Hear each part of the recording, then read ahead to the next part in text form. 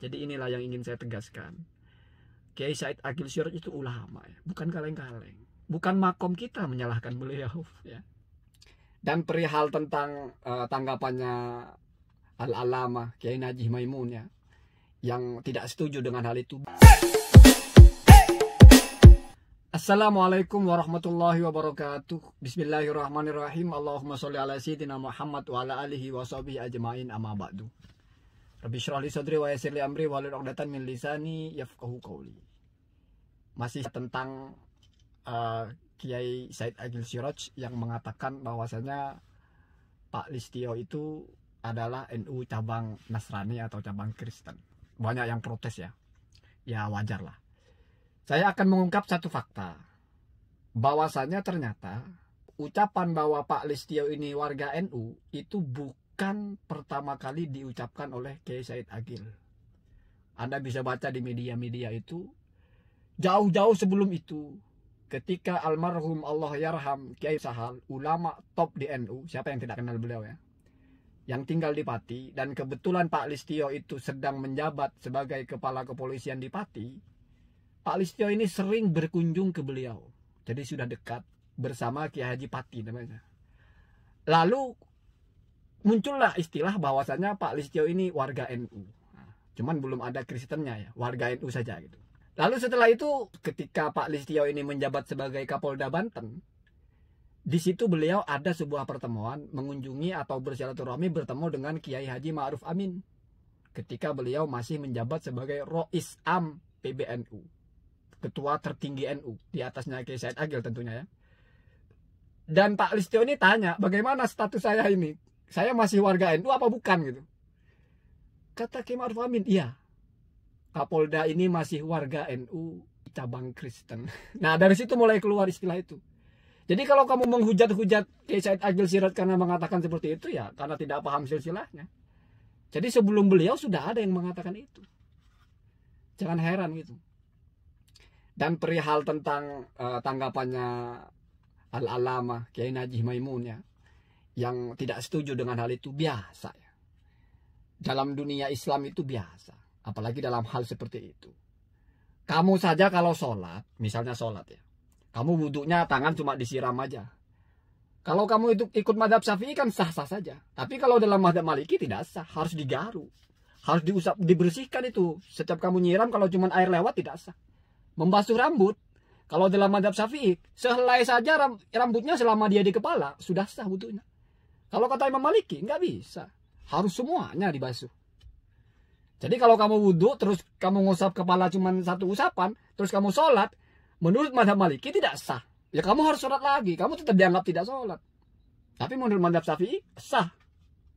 Jadi biasa. Itu sudah dalam tatanan hukum. Apalagi ini masih hanya ungkapan. Lagian dikait-kaitkan dengan akidah apanya? Apakah kalau dianggap warga NU berarti otomatis muslim? Enggak. Kamu tidak akan menjadi orang Islam walaupun sudah menjadi orang NU kalau kamu tidak bersyahadat. Itu kan penting. Ini kalau kita tanggapi serius ya. Belum kalau kita tanggapi itu ya sebatas guyon saja. Belum kalau kita bawa teori balaghah itu. Bahwa ada kalanya lafadz itu adalah insya'iyah maknan walaupun khobariyah lafdon. Secara redaksi itu seperti sebuah pemberitahuan. Seperti sebuah pemberitaan. Tetapi secara makna artinya doa. Bisa saja tuh Kiai Said Mahfud berdoa, ya semoga kamu menjadi warga NU. Artinya menjadi orang Islam. Artinya mendapatkan hidayah. Itu bisa jadi seperti itu. Jadi marilah kita itu dalam memahami apa-apa itu jangan ngegas gak jelas gitu. Harus ada dasar keilmuannya gitu. Kalau sekali lagi saya ajarkan, kalau perbedaan antara Kiai Ma'ruf Amin, Kiai Said Agil Siraj dengan Kiai Najih Maimun, ini sama-sama ulama. Perbedaan antara ulama itu hal yang wajar. Apalagi bukan di dalam hal-hal yang sifatnya ijma. Yang sifatnya itu sudah sesuai Al-Quran dan hadis dan tidak ada perbedaan pendapat, tidak ada ikhtilaf, ya tidak boleh gitu ya. Ini kan tidak ijma juga, bukan soal itu juga tuh. Suatu ketika Imam Sayyidina Umar, ini cerita ya, Sayyidina Umar itu bertemu dengan seseorang. Seseorang ini berperkara di pengadilan lah. Kemudian ditanya, bagaimana kamu kasusnya? Sudah divonis? Sudah. Divonis oleh Zaid bin Sabit. Bagaimana vonisnya? Bla bla bla bla gitu. Kata Sayyidina Umar, kalau aku yang vonis nggak begitu. Lalu si sahabat, si orang yang ini tanya ke Sayyidina Umar, fama yamna'uka? Kenapa kamu nggak mencegah keputusan itu kalau menurutmu salah? Jawabnya Sayyidina Umar indah sekali.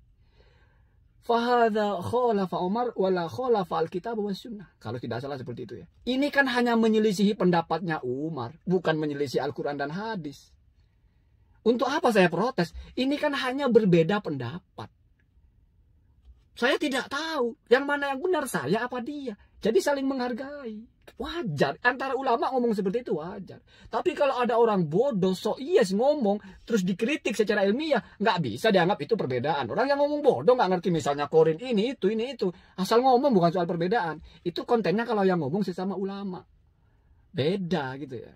Itulah kita memahami bahwa dalam kehidupan ini, setiap kelas itu, setiap grade, baik dalam keilmuan itu diperlakukan berbeda. Kemudian saya ingin mengajarkan satu hal yang indah sekali. Ini saya baca ya. Qolal Qadi Adududdin fil Mawaqif. Jadi Imam Aduddin ini dalam kitabnya Al-Mawaqif berkata, la tadzunnannah, janganlah sekali-kali kamu menyangka bi kalimatin dengan sebuah ucapan atau kalimat kharajat min fami akhika, yang keluar dari mulut saudaramu. Su'an, dengan sangkaan yang buruk. Ma'am kanaka, selama masih mungkin kamu menyangkanya dengan sangkaan yang baik. Ini ada dalam kitabnya Hasyiatur Romli ya. Hasyiatur Romli itu hasyiahnya Imam Romli ya. Bahkan dalam kitab yang lain, jadi artinya jangan sekali-kali kamu menyangka buruk atau menafsirkan buruk dengan ucapan yang keluar dari mulut saudaramu. Selama masih mungkin kamu tidak melakukan itu. Artinya selama masih bisa dipahami tafsirannya apa, selama masih bisa ditafsirkan dengan baik, jangan tafsirkan dengan buruk. Jangan kamu lebih dulu berasumsi itu buruk. Kecuali kalau sudah nyata-nyata buruk. Misalnya ngomong Allah ada 3 atau ngomong sholat tidak wajib, itu sudah nggak perlu ditafsir, sudah tidak mungkin ditafsirkan dengan baik, itu sudah pasti buruk, bahkan bisa jadi murtad, kan begitu. Bukan hanya di situ, bahkan jauh-jauh sebelum Hasyiah Romli ini ada wa akhrajal Baihaqi fi Syu'ab an Sa'id bin al-Musayyib. Imam Al-Baihaqi merilis dalam kitabnya Syu'abul Iman ya. Syu'abul Iman ini kompilasi hadisnya Imam Al-Baihaqi ya. Dari tabi'in Sa'id ini tabi'in. Qala tabi'in Sa'id ini berkata, kata ilayya ba'du ikhwani min ashabi Rasulullah, menulis kepadaku, bersurat ya, sebagian dari sahabat Rasulullah SAW. Jadi tabi'in ini kan masih hidup sezaman dengan para sahabat, cuman nggak kebagian Nabi gitu. Nabi sudah meninggal, sahabat kan masih ada. Kemudian ada orang yang hidup kenal dengan sahabat, bertemu dengan sahabat tapi tidak bertemu dengan Nabi, disebut tabi'in ya. Apa katanya? Ando amro akhika ala ahsanihi, yaitu selalu letakkan urusan saudaramu itu dalam keadaan terbaik. Atau pandanglah tingkah pola saudara-saudaramu itu dengan pandangan yang paling baik. Jangan sekali-kali memandang buruk gitu ya. Malam ya'tika ma yaghlibuka, selama tidak datang kepadamu apa-apa yang mengungguli atau yang mengalahkan pandangan itu. Artinya selama tidak ada hujah yang kuat yang mana pandangan baik itu hilang. Ya seperti contohnya kita lihat orang mencuri, orang berzina. Tidak bisa kita memandang itu baik. Kenapa? Karena ada hujah yang lebih kuat mengatakan itu buruk. Kita harus katakan itu buruk ya. Kemudian wala tadunnanna, sama ya. Dan janganlah kamu sekali-kali menyangka bi kalimatin, dengan sebuah kalimat kharajat min imri'in muslimin, yang keluar dari lisannya seorang muslim, syarron, dengan sangkaan yang buruk. Wa anta, ini ya. Dan kamu atau selama kamu lah di atasnya atau atas hal itu fil khairi, untuk diarahkan kepada kebaikan, keliru ya. Wa anta, dan kamu tajidu, menemukan ya, memungkinkan untuk menemukan laha, atas kalimat tersebut, fil khairi, ke dalam kebaikan, muhmalan, bisa dibawa atau bisa ditafsiri gitu. Jadi jangan sekali-kali kamu itu berburuk sangka dalam menafsirkan ucapan orang selama masih ada cara untuk menafsirkannya dengan tafsiran yang baik gitu. Jadi kita berusaha terus bagaimana ucapan orang itu tidak kita prasangka buruk, kecuali sudah jelas-jelas buruk. Jadi mari kita biasakan itu ketika menghadapi perselisihan itu, jangan kita lebih cenderung memvonis buruk, apalagi kita tidak paham ya. Jadi inilah yang ingin saya tegaskan. Kiai Said Aqil Siraj itu ulama ya, bukan kaleng-kaleng. Bukan makom kita menyalahkan beliau ya. Mesti beliau punya tanggung jawab. Beda dengan gus-gus abal-abal, beda dengan youtuber-youtuber yang entah apa keilmuannya. Kita salahkan, ya memang harus disalahkan, nyata-nyata salah. Nggak ada dasarnya ngomong kan. Kan begitu. Dan urusannya juga lain. Ini tentang NU, cabang Kristen. Apa hubungannya dengan Islam? Nggak ada. NU itu ormas. Bukan bagian dari agama. Bukan bagian dari rukun Islam, rukun iman, bukan. Ya, jadi gitu. Jadi sangat multitafsir. Ketika multitafsir, usahakan menafsirkan dengan tafsiran yang baik. Sehingga kita tidak mengotori hati dengan berkata-kata kasar kepada ulama. Ya, semoga ada manfaatnya. Ya, itulah pelajaran yang disampaikan Sayyidina Umar itu. Khalafa Umar wala yukhalifa alkitab was sunnah. Dia hanya menyelisih aku, bukan menyelisih Al-Quran dan hadis. Untuk apa saya tegur, untuk apa saya salahkan? Wala a'rifu al-khairu wasyarr, dan saya tidak tahu nanti di hadapan Allah itu mana yang benar. Jadi silahkan ya. Silahkan kita ikuti siapa yang Anda yakini tanpa harus mencaci orang lain. Kalau konteksnya ihtilafu baina ahlil ilmi, perbedaan antara ulama. Gus Naji itu ulama top ya.